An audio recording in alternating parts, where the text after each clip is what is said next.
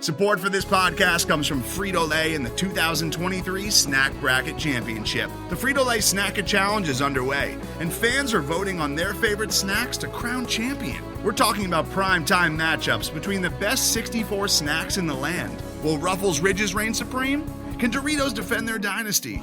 Or will Smart Food use their smarts for a surprise upset? Only you can decide. Get in on all the action for a chance to win up to $1,000 or a year's worth of snacks. Let your snacks be heard. Just go to fritolaysnacket.sbnation.com to vote and enter for a chance to win. No purchase necessary. Sweepstakes ends April 3rd, 2023. Void where prohibited. Year's worth of snacks awarded in the form of 52 coupons, each good for one bag of chips. See official rules at fritolaysnacket.sbnation.com. The Black and Gold Banneret Podcast is brought to you by the Unger Real Estate Group, powered by eXp Realty, proudly serving Orange, Seminole, and Lake counties. Call 407-790-9957 or visit WeSellOrlando.net. What's happening tonight, fans? Welcome to the Black and Gold Banneret Podcast. My name is Jeff Sharon, along with Brian Murphy. Eric Lopez will be joining us a little bit later. And Brian, now that basketball is done, it's like, what's happened all of a sudden? It's like everything kind of dropped out, and now we just focus on baseball and softball. And obviously, like, you know, golf, track, and field will be updating on those things. But it feels like, you know, I always liken this to, like, you're flying in an airplane, and it's cloudy, and there's a storm, and you're getting blown about, and, you know, the plane's dropping 50 feet and moving left 25 feet and right 30 feet. And then all of a sudden the clouds part, and then you're in this, like, beautiful sunshine. There's some clouds on the outside, but it's nice and sunshiny out there all of a sudden, now that the spring sports are in full swing. Yes, and the weather's still beautiful. I mean, here in Orlando, every day where the relative humidity isn't 1,000 and it's not 90 by 8 a.m., at this point in the year, it's really a day to treasure, especially now at March 28th. Like, I'm waiting for like April 1st just hit me right in the head. And, you know, when I walk outside and be like, yep, summer's here. But right now, it's a good time to be alive in Orlando. Sunday, man, we have a Final Four this weekend. It's like, now it's that time of year. So we have lots to talk about. Nonetheless, we're going to kick it off with baseball. Coming off their opening series again, conference opening series against East Carolina. Lopez is going to join us a little bit later to talk softball, as they are on the road right now. He's actually with the team, and we'll talk a little football as well later on in the show among the three of us. And I have a question that I want to ask you guys that I'm going to save it for now. I'm not going to tell anybody, but I think everyone will find that interesting. So, shaking in my boots. You should be. So once again, a reminder, everyone, that we are at blackandgoldbanneret.com. Hit us up at UCF_Banneret on Twitter and Facebook.com/blackandgoldbanneret. You can follow me at Jeff_Sharon on Twitter. You can follow Brian at Spokes_Murphy. You can follow Eric at Eric Lopez Elo. And don't forget to subscribe to this podcast if you don't already on Google Play, Apple Podcasts, SoundCloud, Stitcher, and TuneIn, wherever fine podcasts are distributed for absolutely free. All right, let's dive in. Baseball. So the conference opening weekend against East Carolina started great. ECU came in ranked number as high as number 18. Friday night, 9-1 victory for UCF, and they looked strong doing it. But then they get bombed in the next two games on Saturday and Sunday by a combined score of 23-10, and end up losing 2 out of 3 at home in the conference opening set to ECU. So the Knights are 1-2 in the league, 18-8 overall. ECU is at 18-5 overall, 2-1 in the league. Houston swept their opening conference series with Memphis. So they're all alone at first after this first conference weekend. Do we dare, like, take the plastic cover off the panic button right now after this? I know this. No. I know that you laugh at this because it's a silly question, but I mean, ECU's a good team, right? Yes. So they are very good, and I think what hurts for UCF is so they lost a couple games at Florida State, but saying that playing midweek games on the road against a top 10 team is not easy, and they were competitive in those games. They really should have at least won one of those games, probably the first one. But what was funny is not funny, but kind of a trend with this team is that they've sort of been let down by their sort of what we call clutch hitting or hitting with runners in scoring position. That was a problem against FSU, and it was a problem against ECU. But I think these ECU losses hurt a little more, not just because it's conference, but these were games in which UCF led in both in the middle innings. Yeah, they were up 3-0 in the sixth on ECU on Saturday, and then their defense completely unraveled in a really, let's be honest, a disgusting display of defense. It was bad, and it also led to a 12. What was a 3-0 lead turned into a 12-4 defeat on Saturday. 11 of those 12 runs given up by UCF were unearned, which Greg Lovelotti said that's got to be a record or something, man. I've never seen that number of unearned runs in a game. I would imagine it being college baseball, you'd probably see it somewhere. I mean, Greg Lovelotti did say that's probably never happened in the history of the game. I'm sure it has because this, Jeff. College baseball is weird. Baseball is weird, full stop. Like baseball at any level is just weird, and it's got a bunch of vagaries, and it just, you never know. It's all random stuff. So I'm sure it's happened. But again, this happened to the Knights. After the 9-1 win on Friday, they're feeling good on Saturday, up 3-0 in the sixth, and it completely unravels. Thanks to defense and some poor pitching. Then they come back Sunday, like, all right, we're feeling good, and up 4-1 in the fourth. And then it just implodes. This time not in the field, but on the mound. JJ Montgomery really struggled. Just couldn't really find his spots. Really didn't have great stuff. And then they brought in the bullpen, and Eric Heppel had a bad line. Cree Finfrock gave up a run for the second outing in a row, and it was bad all around. And this was another game in which Saturday and Sunday both, this team had chances in the earlier innings with men on the corners and less than 2 out, or men in second and third with 2 out, and they couldn't get a hit to tack on those extra runs when they were up 3-0 or when they were 4-1. And that's something that they'll look back on and say it's a different game. It's a different game if we tack on there early. But Sunday was ugly, kind of all around. Even Greg Lovelotti questioned some of his moves and how he handled the bullpen in that game. So I think everybody got some blame. That ended up being an 11-6 loss, a game they led 4-1. So it's not exactly the most positive weekend, but it is still the first conference weekend of the season. We have a long way to go. I am not pulling any plastic off of any metaphorical panic button. I know that's going to be it's going to be a take from some people who covered this team, but no, we got a long way to go. Okay. All right. I trust you. I mean, all the more reason to, not panic just yet is the fact that in comes, or actually they head out to Memphis for Thursday, Friday, Saturday set. Memphis comes in. They got off to a bad start against Houston, dropped their first 3 conference games. The Tigers are 8-17 overall.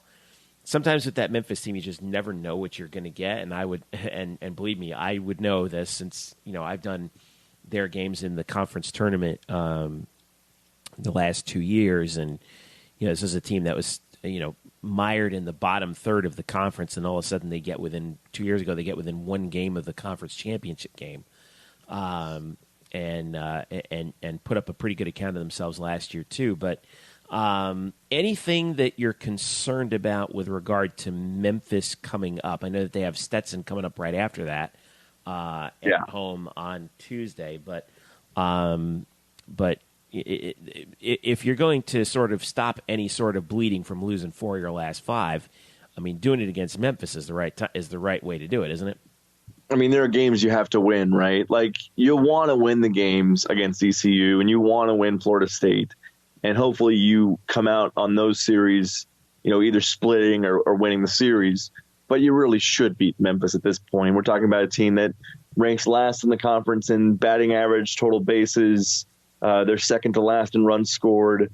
Offensively, it's not a good team. And then on the mound, they're in the bottom third in ERA, and it's not a good team. They did put up a good fight against the fifth-ranked Arkansas team last week. They lost by a run late, gave up a ninth inning run to lose that game 8-7.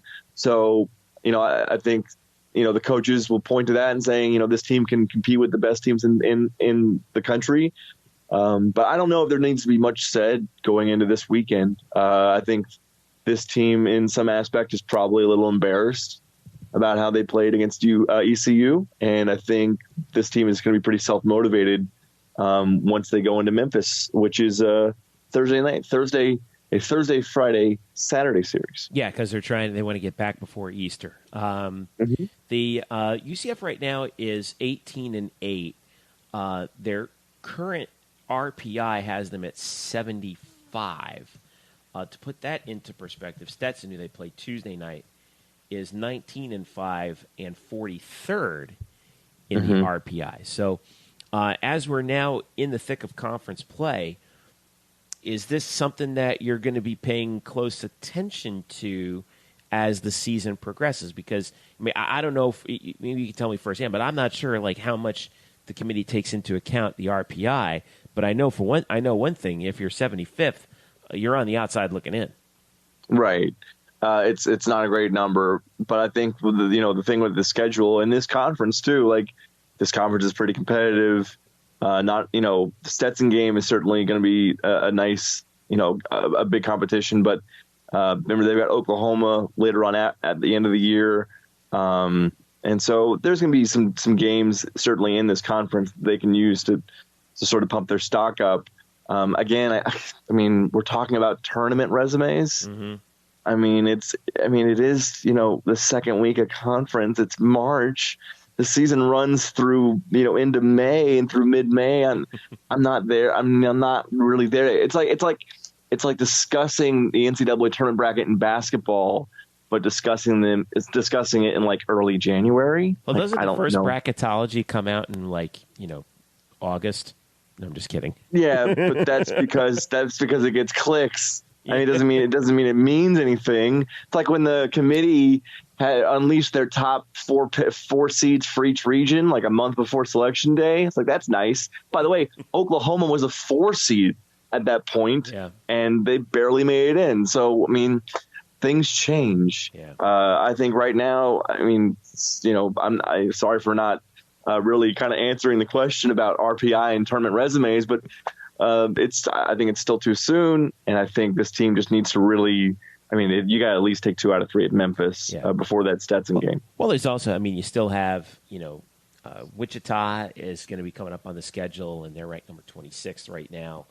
USF, interestingly enough, they took 2 out of 3 from UConn by virtue of a 3-2 victory in the rubber game. And just to give you an example of how volatile the RPI is, at least right now, they jumped from 97th to 58th. By virtue of winning 2 out of 3 against UConn. So hard to say right now how things are going to shape up. I think I was seeing something around in the top 10. ECU jumped from 25th by virtue of taking 2 out of 3 from UCF. ECU jumped 13 spots from 25 to 12. So yeah, and I was a little surprised that UCF actually did remain. Again, not that it means a whole lot. People like to see the number next to the name, but I was actually surprised to see UCF still in the top 25 in some polls. They were ranked 25th in a couple of polls after losing 4 out of 5 and after losing the last 2. And that's in nice rather on the opponents, though. You could argue that they lost games that they were probably supposed to lose. No. If you're a voter, no. Yeah, certainly they're not paying close attention. They're not paying close attention. They look at the scores, but if you had been paying attention, they lost to a team that was technically ranked higher than them, by 2 spots, but it was not a great showcase for what UCF can do against the top 20 team. It was bad for more than half of each game on Saturday and Sunday. Yeah, I got you. So, all right. Well, nonetheless, we'll be keeping an eye on the Memphis series coming up. at Memphis, and you can watch that actually on, I believe, Memphis's website. They give away their webcast for free. Yeah, go TigersGo.com. There's a link on UCFKnights.com. Thursday, 7:30, Friday, 7:30, Saturday, 12:30. And then the Stetson game is back home at John Giuliano Park before they schlep out to Storrs, Connecticut for UConn next weekend. So we'll be keeping an eye on that. A couple of quick injury updates for this team, too, because it's kind of important. Tyler Osick, who was the conference player of the week before the past week, he tweaked his back against early last week and didn't play at all against ECU. Greg Lovelady said he hoped to have Tyler back for this weekend series against Memphis. Said that Tyler wanted to play against ECU, but they wanted to be cautious with him, make sure that what he had didn't turn into something that was chronic or something that hampered him for the rest of the season. So they gave him the weekend off. They hope to have him back against Memphis. That's big for a team that, again, still struggles sometimes offensively. And then Anthony George, who has been out since the second game of the year with a knee injury. He is at least swinging a bat and fielding some grounders in the field. He might DH this weekend.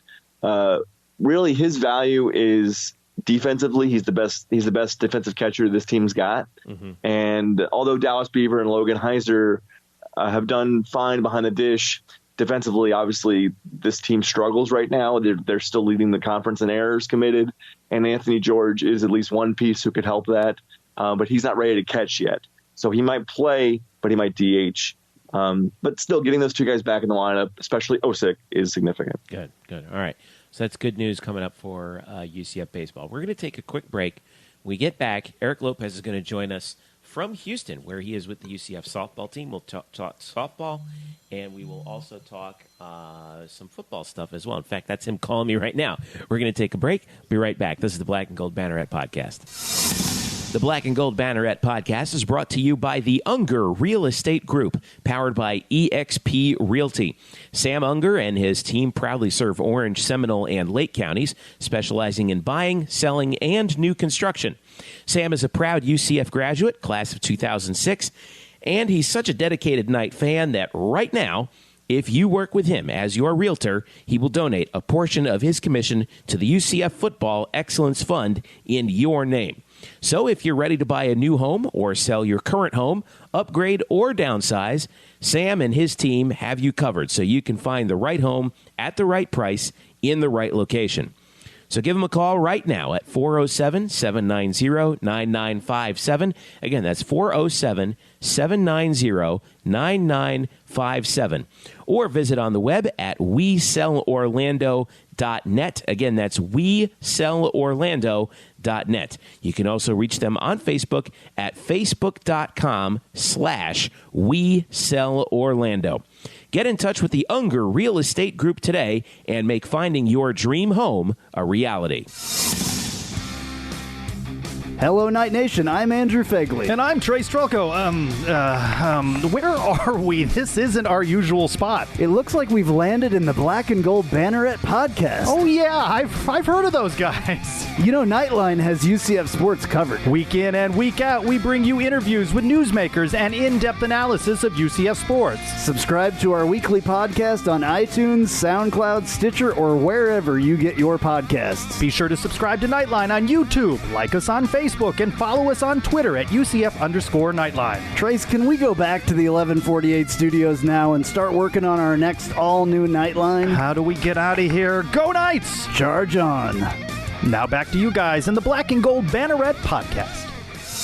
All right, welcome back to the Black and Gold Banneret Podcast. Jeff, Sharon, Brian Murphy. Eric Lopez is now joining us from Houston, where he is with the UCF softball team as they prepare for their three-game set with their rivals, the Cougars. UCF softball coming in at 22-12.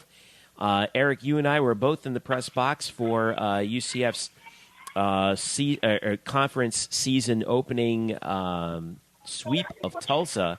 They won all three games by one run, two of them by a count of 2-1. And then they defeated Bethune-Cookman on Tuesday 8-0. But the Knights have won 4 in a row, and now they have this big test at Houston. How's the weather over there, by the way, interestingly enough?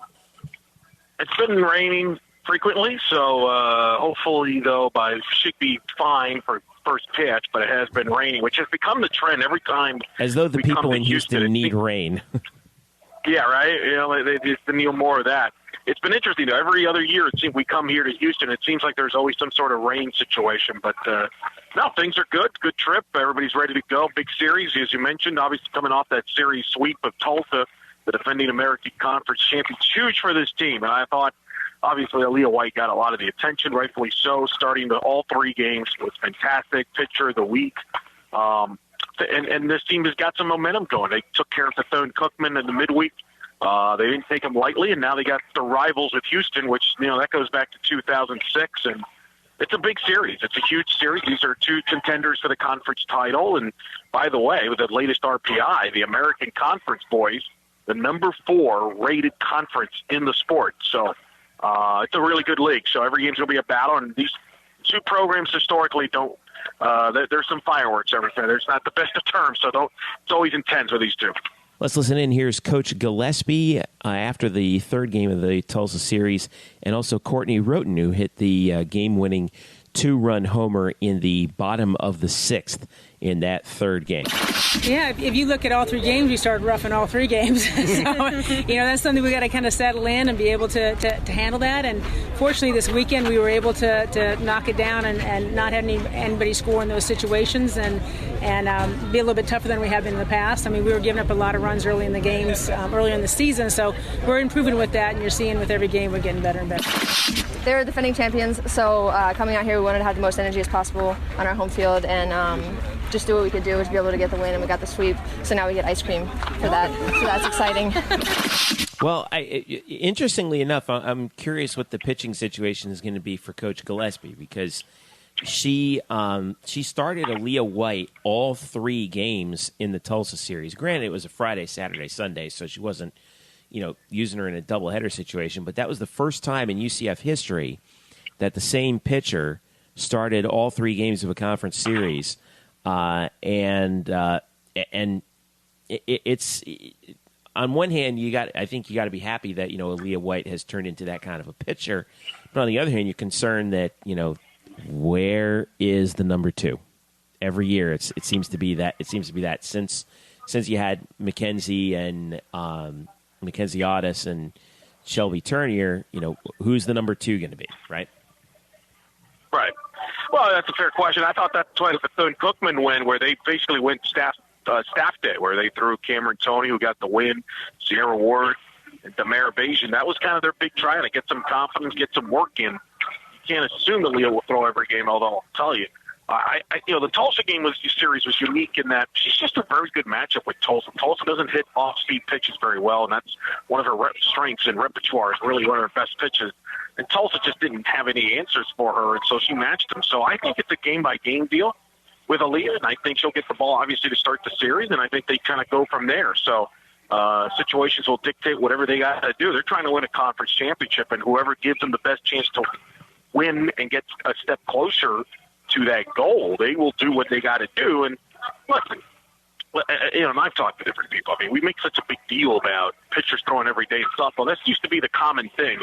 We've kind of forgotten that a little bit because there's been so much baseball philosophy thrown into softball in recent years that people are like, whoa, she threw every game. Well, that really was the norm. So it's not as big a deal as, say, in baseball, for example. But, look, Houston's a good lineup, different lineup than Tulsa. But Houston's, I can tell you, I've been here coming to games here since 2008.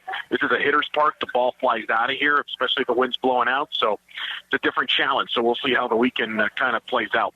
Yeah, Houston comes in 46th in the RPI, and softball UCF currently at 65.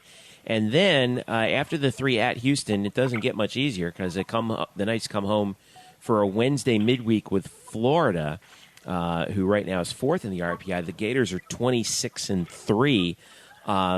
What's going to be the strategy going into that one? Because, yeah, that's certainly a resume builder, but you're in the middle of conference play. So how do you play, if you're Coach Gillespie and her staff, how do you play that situation where you got these 3 games against a conference opponent on the road who's ranked ahead of you, and then you have an SEC opponent coming home 2 days later?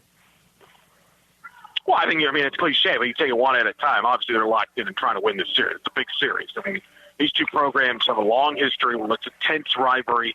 So it's going to be big. And then, they're going to go out. Look, Florida's a sellout crowd. It's a sold-out crowd. It's going to be full capacity. Yeah, and that came out today, by the way. It is a sold-out crowd for April the 6th. So if you're looking to get tickets, too bad. You missed your chance. Right. So, everybody's going to get up for that game, and they're going to try and win that game. Look, you're trying to build a resume in case you don't win the conference tournament. You got to build a resume. UCF's got wins over Long Beach State. Right now, that's in the top 25. The sweep over Tulsa looks good. You got to win against a very good Hofstra team. Hopefully, you can win this series against Houston. A win over Florida definitely would enhance your resume. I go back to 2012 when Mackenzie Audis threw the shutout, which you can read about on blackandgoldbanneret.com. It's one of the great individual performances of all time. That, in my opinion, got them into the tournament in 2012. So they're going to go out for the win. They don't kind of take it lightly, and I think they're just kind of play it game by game. Remember, the Florida game, with the Easter weekend, the last game of the Houston series would be Saturday. Mm-hmm. They would have Sunday, Monday, Tuesday. So you'd have 3 days, basically, until Florida. So it's not like you're playing Florida, in back-to-back days after a Houston game. Although they are going back on the road after that 2 days later for Friday, Saturday, Sunday against UConn. So, and that's up in Connecticut. So that's going to be something that we'll have to keep an eye on. What do you think? 2 out of 3 at Houston's kind of the goal, right? Oh, absolutely. It's a huge series, too, especially after getting a 3-0 start against Tulsa, which, quite honestly, I didn't even expect. So you're playing in a way already ahead of schedule here. If you can get 2 out of 3 against the top 2 teams in the league in preseason going in, that would be significantly huge with the way the schedule plays out. Certainly it's so early, but you're right. If they can get 2 out of 3, it would be huge to start off 5-1. Nobody would have expected that, and I think it gives this young group. You've seen this team in person now. It's a very young group, and I'm telling you, I think this team, since that Tulsa sweep, has given this team some confidence. I've seen it traveling with them here. Now, sometimes that doesn't translate on the field, okay? It's very simple. Houston's very talented. Savannah Heaton is a very good pitcher. I expect her to throw a majority of the innings this weekend for Houston, but they're a lot more confident team than I think they were, say, pre-Tulsa. Yeah. Well, UCF comes in, right now, through the first weekend, they are 3-0 in the conference, tied with USF, who swept UConn. Houston comes in 2-1 in the league, 21-9 overall.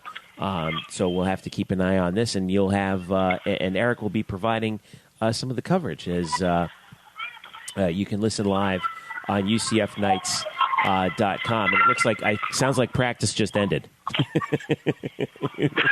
They're a lively group as they get ready for games going on. So they tend to get into it. They don't get cheated there, that's for sure. Cool stuff. We'll be listening for you, Eric, this weekend. And all right, we're going to switch gears over to football. And actually, this is a big week for UCF football, believe it or not.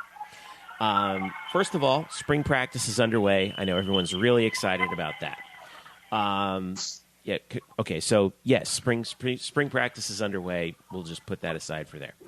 Pro Day is coming up, and it's in fact we're recording this on Wednesday, March 28th. It's tomorrow, isn't it, Brian? Yes, tomorrow afternoon, scheduled to go off at 2 p.m. Okay, so hello, Murph. By the way, good to see you, Murph. I feel by the way it's fitting. I'm in Houston, so I think it's fitting, just like our friend Jim Nance would say, hello, friends. Jim Nance being an alum of Houston. So I figured to just throw that out there. Look at Elo with the tie-ins. I know. Huh? He's met Jim Nance once, and now all of a sudden he's quoting the book of Jim Nance all over the place. It's amazing. You meant hey, for the record, it was Murphy and myself. We're in the Jim Nance inner circle. I'm just going to throw that out there. Right there with Davis Love III, I'm sure. But all right. So football now. They released the depth chart. We're not going to talk about the depth chart. Shannon Green actually brought up an interesting point, though. She said UCF doesn't normally provide a pro day list, but decided to roll out the red carpet this year. There are 11 players from pre-2017 teams coming out, including T.J. Mutcherson, Dontravius Wilson, Jeff Godfrey coming out to pro day. In addition to the current guys, also a couple other names coming out. Cal Bloom, Jared Boykins, Errol Clark will be there. Tariq Cook will be there. Drico Johnson, Chris Martin, Jordan McRae, Justin Tukes are the pre-2017 guys who will be working out. In addition to the 2017 class, which includes, in alphabetical order, Jordan Akins, Shaquan Burkett, Aaron Evans, Jordan Franks, Shaquem Griffin will be out there. Not sure how much work he'll be doing. Tony Gerard, Case Harrison, Mike Hughes, of course, Cedric Jordan Williams, Savon Lowry, Josh Odigui, Jemias Pittman, and Traquan Smith, who will be taking part in drills on Thursday. So this is not the big question I was going to ask you guys, but the talent level here that you're looking at, no one should be surprised at this, right? I mean, and is this sort of a bumper crop that we're looking at, kind of like around what we had around 2003, 2004, or do we expect this to sort of be a good thing? And the exposure that these guys are getting beforehand is a good thing, no? Yeah, I don't think there has been a bigger media day other than arguably Blake Bortles' media day from a few years ago. Yeah. Other than that, you've got 2 ESPN crews here. You've got Tom Rinaldi doing a story on Shaquem, which is going to be good because it's got Tom Rinaldi in it. You've got 60 credentialed media members. It's a big showcase for UCF. And I mean, I know this is kind of a hot take, but when you go undefeated in a college football season and win the Peach Bowl, you're probably going to have some decent players. Yeah. Well, wow, that's bold. Thank you. I was at the Bortles one. I covered the Bortles pro day. That was huge because obviously he was a top pick. Every NFL coach was there. ESPN was there as well for the Bortles one. So that's probably the biggest one. This one is obviously it's got a lot of unique stories. You mentioned Rinaldi. He's obviously going to do a story in Shaquem Griffin, who's the star of this pro day. But there's other guys that have a chance to improve their stock. So it's an opportunity for guys to get for NFL to give them a look, to look at them. And so you chance to impress somebody. And look, I think I think we've learned. That's why, which is hilarious, why we always go into the spring stuff. There was talent on this roster. I remember a year ago at this time, people were wondering, well, geez, I don't know, how good can this team be? Can they be 7-5? Well, it turned out they'll be a little better than that. So, it's going to be an interesting, event. The funny thing I'll remember from the Bortles thing, because that's obviously the one I was at, I'll never forget. He was working with other UCF receivers. Jeff Godfrey, I think, was at that one as well, as a matter of fact. Yeah. So some of these guys that are throwing out, they're going to help out, obviously. But I'll never forget after Bortles got done, the first guy that greeted him and gave him a big hug was Gus Bradley, who was at the time the head coach of the Jacksonville Jaguars. And, right.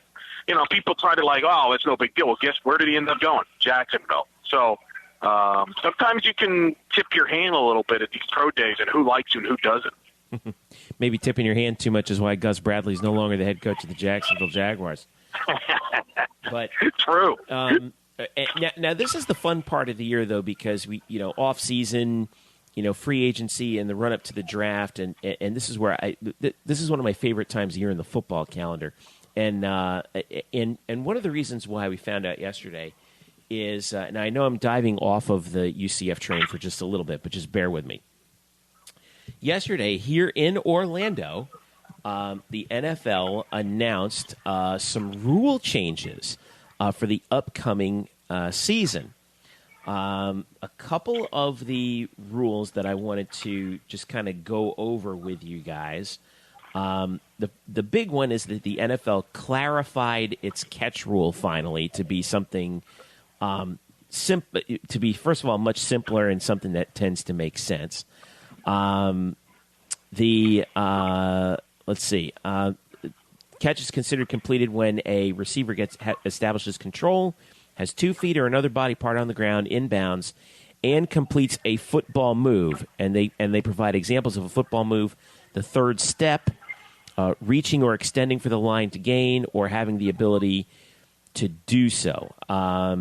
So obviously we'll see how this works in practice, but that sounds obviously very similar to the college rule. A couple other things that they said that they were a little bit more worried about actually is lowering the head to initiate contact with the helmet is now a foul. So people were like, oh God, targeting is coming to the NFL. I don't know. We'll see how that works in practice. And also when a team wins a game with a touchdown as time expires in regulation, the team will no longer have to do the obligatory extra point try. It's just a walk-off touchdown. That's it. That's going to kill so many gamblers. That's the first thing that everyone really says. is. By the way, I do have a UCF tie to the NFL owners meeting. Are you ready for this? Okay. This is great. So we're at the airport, the Orlando airport. We're getting ready to fly out to Houston. This is an early Wednesday afternoon, right? And we're checking our bags. And who is exactly checking his bags at the same time that I'm checking my bags? Kansas City Chiefs head coach Andy Reid. Huh. Andy Reid.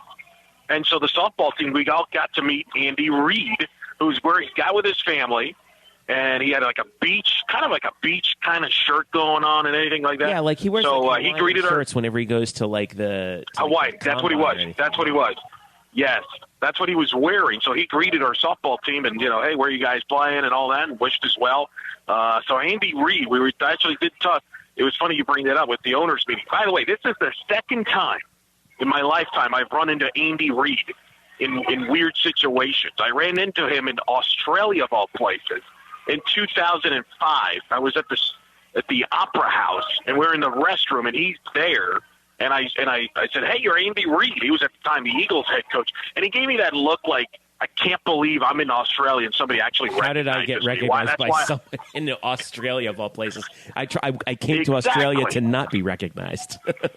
Exactly. That was the look he gave me. But it was a lot better look today, or a lot better look on Wednesday when we ran into him. But you're right. I mean, obviously, look, I'm happy that the catch thing has finally been figured out. It's been stupid for like the last few years. So I'm happy that we have a resolution. I mean, it should have been done a long time ago. Yeah. That's my deal. Is your boy Beckham getting traded, by the way? Oh, God, I hope so. Are you guys dumb enough? I hope so. Here's my question. If they can get 2 first-round picks, this is now a huge aside. We have completely off the rails, which is totally standard for this podcast. I'm pulling it back. Here's my question. Go ahead, Brian. I was going to. If they get 2 first-round picks, definitely.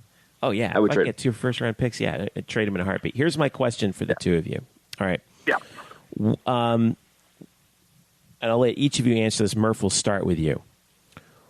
What college rule do you want to see changed the most? And don't just say, I want this rule to change.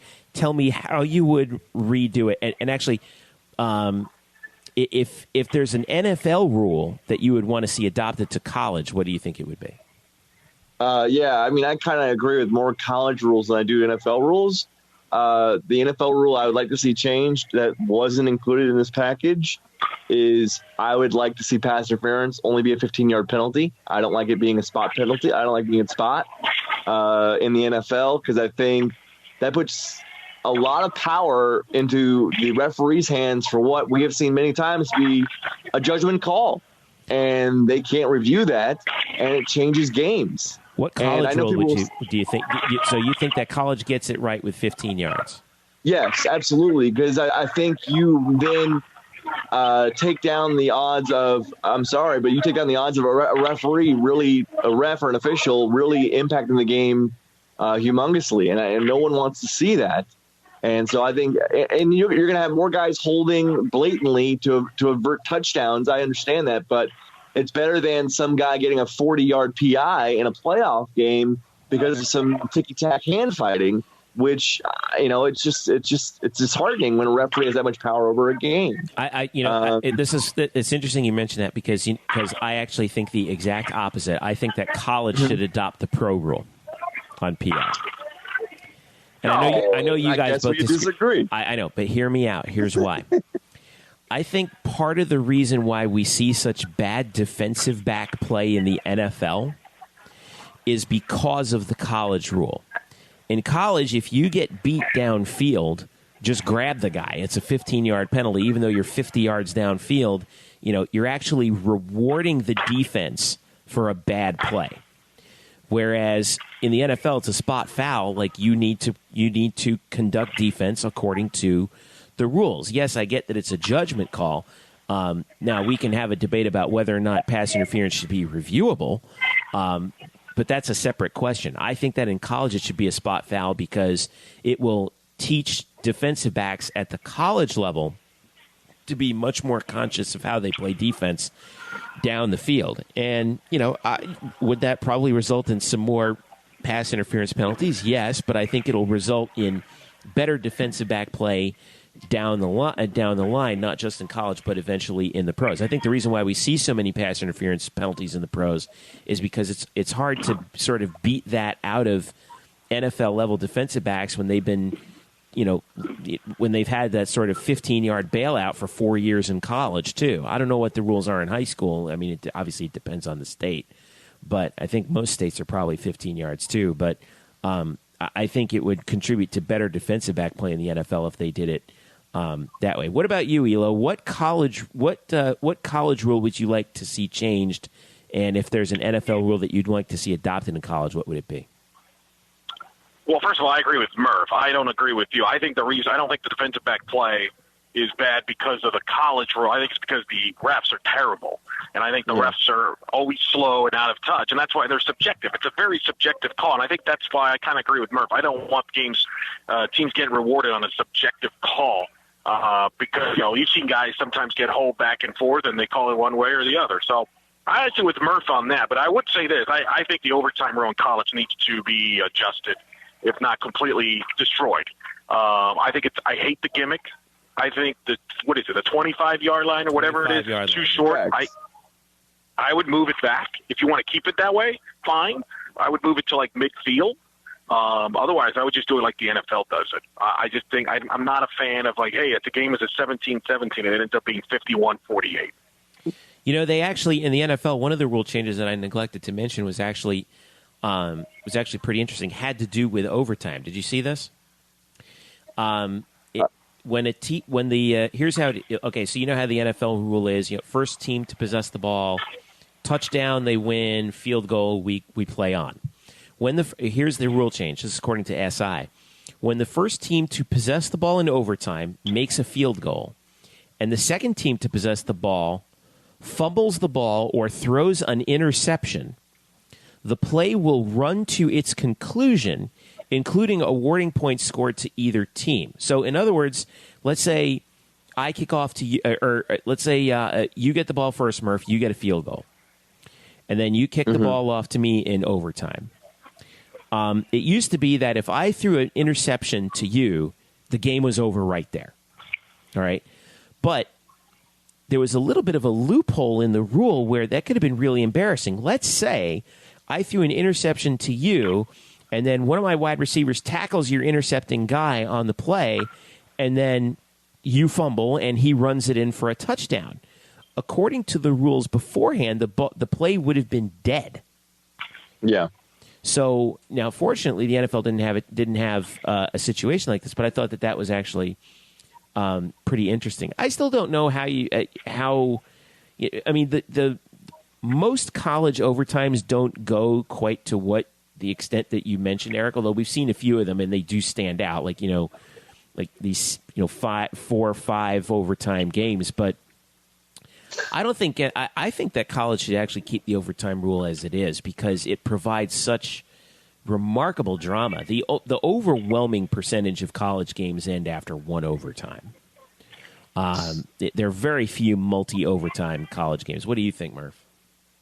Well, it's funny, you bring up the dead ball issue, and actually, I think another rule that's sort of related to that is the officials need to be more liberal when it comes to blowing their whistles on possible fumbles. I know this is very much a snap judgment call in the moment. Yeah, that's a hard thing to do in the moment. Yeah. Look, if you're a Jags fan, you know this.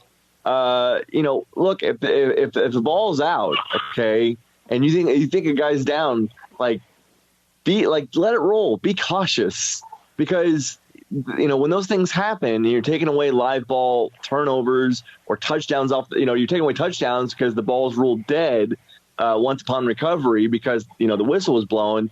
And that's a huge change in momentum. It's a huge change in the game. So again, just be more and it's the same thing with the PI calls. Just be a little more liberal, or I should say really conservative with your calls, because we don't need to see as many. We don't need to see as much of you as we actually do in the game. The game is fine. Although the targeting rule that the NFL has now adopted is going to lead to about 1,000 ejections in the first 4 weeks. Well, it's interesting you mentioned the targeting. I want to get you guys, temperature on this too. The targeting rule in college, I think, is the one rule that I think a lot of people just cannot stand because of kind of how it's administered, where the flag is thrown and a player can get ejected. I understand the intent behind it, but I do think that I'm actually okay with it being reviewable. I just don't think it should result in an automatic ejection. I think that if you have a guy commit a second targeting foul, it should be like a technical foul in basketball, or actually like an unsportsmanlike conduct now that they have in the NFL. I don't know if the college has this, where basically your first unsportsmanlike is a warning, second one is you're out. I think if they changed the first one to a 15-yard penalty and then the second one resulted in an ejection, I think that would be different. I think they also need to clarify, what actually constitutes targeting. I think that actually, if you as a hitter use your head as a weapon, that is to me what targeting is about, because it's very difficult. And by the way, I don't necessarily subscribe to one of the things that a lot of the analysts out there say about how, how can the player adjust when that player's coming towards them? It all happens too fast. Well, you're saying that as the instant replay's happening, at super slow motion. I do think it should be clarified so that players who use their head as a weapon, who lead with their head, should be penalized. I think that you get a 15-yard penalty for the first one, then an ejection for the second one, and then in addition to that, I think that they should be much more careful on their interpretation of what constitutes hitting a defenseless receiver. If you hit a guy helmet to helmet, that should be automatic. I mean, there's just no room for that in the game, because you're really endangering another guy when you use your head as a weapon against another guy's head. That sounded like a lot, and so I'm just gonna let you roll with that. I have a rebuttal, but I feel like this pathway into Move the Sticks podcast has gone awry. When did it turn into NFL Live? Yeah, when did it turn into NFL Live? What are you talking about, NFL Live? I was just talking about a college rule, for crying out loud. I think you're very upset about Odell Beckham. I think that's what. There you go. No. Hey, I am not upset about that one bit. By the way, can I give you another? I'm going to give you another little gossip. So, Our bus driver that's going to be driving UCF Softball all around drove the New England Patriots when they won the Super Bowl here a couple of years ago in Houston. He was the assigned bus driver for the Patriots. In fact, he was in the bus when they figured out, Tom Brady's jersey was stolen. And then last fall, he was the assigned bus driver for the Houston Astros during the playoffs in the World Series when they would go on the road and come back. He was on the bus when they came back from Los Angeles to win the World Series. So, in fact, he showed me off his pins. He's got like a Super Bowl Patriots pin and a Astros pin. Pretty cool. So we're in good hands. I hope some good mojo going with him, doesn't he? So you're telling me like this bus driver's like the Sister Jean of bus drivers? Like he's just a massive good luck charm? That's basically what this is. We'll find out. Just keep that in mind. If things go well this weekend, we're going to try and bring him everywhere. Maybe adopt him. I don't know. But it's pretty cool that we could say we're literally in the same bus that the Houston Astros and the New England Patriots actually rode when they won their championships here in Houston. How about that, huh? Take one of the seats. Yeah. Tom Brady is here. I'll try. Right. Let's do some quick catching up on some things, and then I'll ask you guys for. All right, hurry it up because I got to go. We got games I got to do here. Yeah. All right, men's tennis is 9-6. They're coming off 5 consecutive victories, including a win over Princeton. They've got Oklahoma State coming up this Friday. Women's tennis continues to roll. They are at 14-2, Eric Lopez. They've won 8 in a row.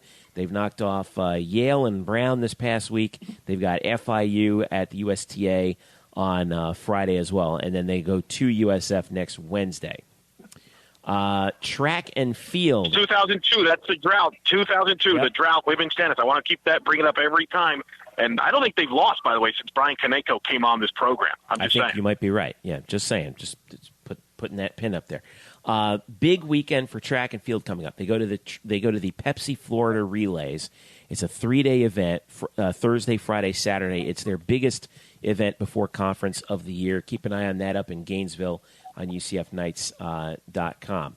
Men's golf, haven't checked in with them in a while. They finished in 4th at it's called the Hayt, H-A-Y-T, in Ponte Vedra, hosted by UNF. They traveled to the 3M Augusta Invitational, hosted by Augusta State, 2-day event, Saturday and Sunday. Women's golf is coming off of tied for 9th at the Lady Gator Invitational, their last time out earlier this month. They don't play again until the Bryan National Collegiate at UNC Greensboro on April 6th through the 8th. So, last question for you guys as we finish up here. Final 4, who you got?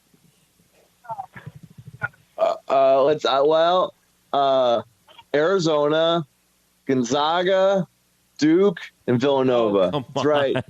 You heard it here first. Get your brackets out, people. Let's see here. I think only one of those. Yeah. All right. No, if I had to pick Villanova, Kansas in one semi, and Michigan, Loyola, Chicago in the other. If I had to pick a team, it's probably Villanova. Like they make threes at an amazing rate, and their defense is a little underrated. It's probably going to be Michigan and Villanova, and I think Villanova in the shooting contest. Elo? I concur with Murph. That's right. Thank you. I'm going to be contrarian. I'm going to say it's going to be between the 2 Catholic schools, Loyola Chicago and Villanova. Loyola Chicago finally pulls the upset. Sister Jean. Wow. Well, boy, you know who needs some media exposure? Totally Sister irrational. Jean. Yeah, totally irrational. Really needs some media exposure because not enough people know who that story. She's finally got a Twitter account and everything. I mean, it's finally a thing now. So wearing her hat backwards. It's we got the net. Can I actually there is do we have time for a bit of actual serious UCF football news? Okay, go for it.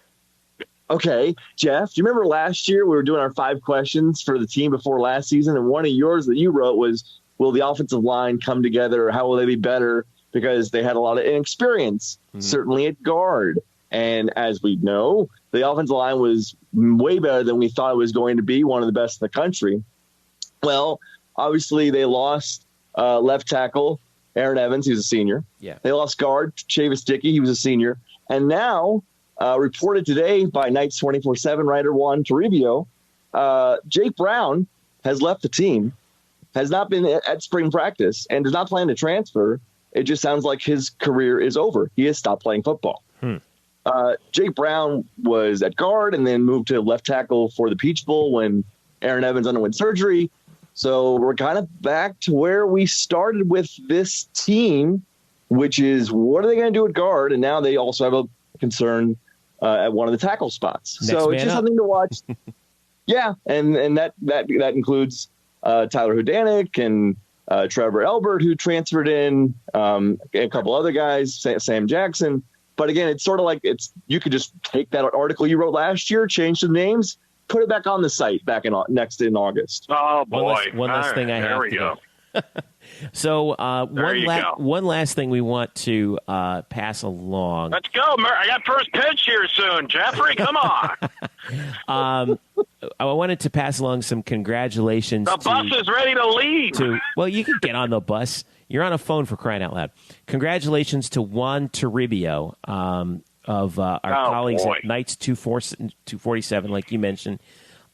He announced earlier today that the spring game will be his last day on the UCF beat. Starting in May, he'll be joining MLB.com to help cover the Tampa Bay Rays. So congratulations to Juan, moving on up, and just a job well done And Ryan Bass, you have your work cut out for you finding an act to follow after that. So enjoy covering a really lengthy, long year of Rays baseball. Enjoy that. Exactly. So, all right, Elo, thanks for joining us, man. Be safe, enjoy, and we'll be listening to you from Houston. All right, guys. Good to be with you. Check out blackandgold.com. My 2-part series is out there. Check us out on UCFnights.com, UCF Houston. I'll be here all weekend covering the broadcast of the series. Check out the big series here, boys. Have fun. Sounds good, man. Enjoy it. And, hey, bring back a sweep, will you? Let's hope. I'll take 2 out of 3, but yeah, sweep would be great. All right, boys. Thanks, Eric. All right, Brian, as we wrap up here, just a reminder to everyone, like Eric said, blackandgoldbanneret.com is where you want to go. Facebook.com/blackandgoldbanneret. Make sure you drop us a like. And also UCF_Banneret on Twitter. I'm at Jeff_Sharon. Eric's at Eric Lopez Elo. And Brian is at Spokes_Murphy. And Eric did mention, of course, coming up this week, actually both parts of his greatest individual performances in UCF sports history columns are out. Make sure you read them. Some good long reads up in there. And hit us up on our Facebook page and also on the website in the comments section for any nominees that you may have that maybe we missed in our analysis of that. Brian, what do you have coming up this week? Well, I will go to the pro day tomorrow. I might have something off of that. I do hope to, obviously a lot of the conversation there is based around the 4 guys that we think will be drafted at some aspect with Shaquem, Traquan Smith, Mike Hughes, and Jordan Akins. I kind of want to catch up a little bit also with Jemias Pittman and Aaron Evans, who will be there. Mm-hmm. Not only because I want to see what they're up to, but like they're really good talkers. They're always good for a good quote and really fun guys. So I asked them some questions. I'm probably going to have an article on the offensive lineup this weekend. The Jake Brown news sort of changes things. And I want to hopefully I can talk to Wyatt Miller this week. And then I'm going to publish my AJ Davis story probably on Monday, the night of the national championship game in college basketball.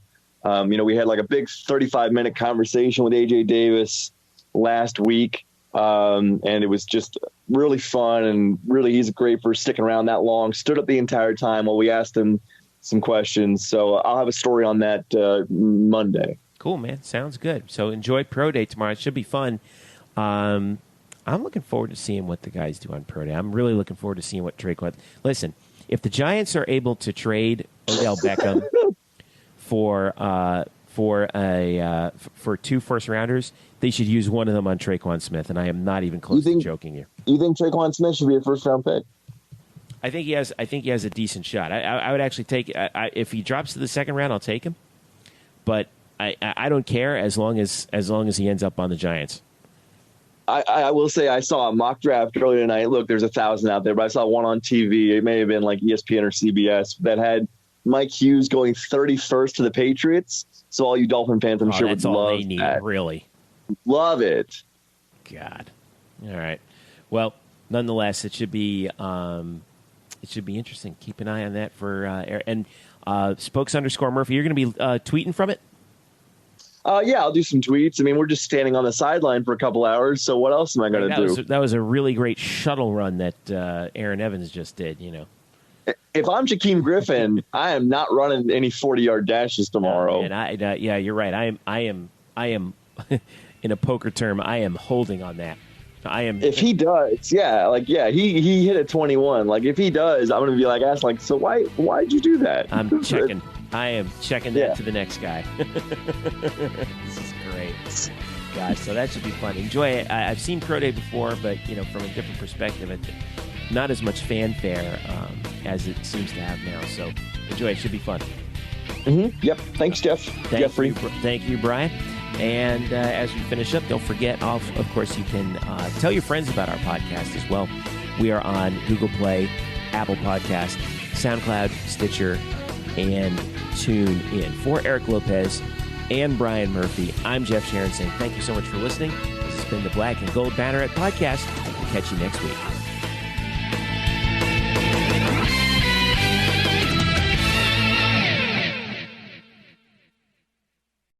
Today's episode is brought to you by Cars.com. With over 2 million vehicles and 50,000 more added every day, Cars.com will match you with the perfect car for you, your budget, your life, your style. And if you're ready to say goodbye to your current car, Cars.com will get you an instant offer to cash it in. Just start by entering your license plate and get matched with a local dealer who will write you the check. So whether you're looking to buy or sell, just go to Cars.com. It's magical.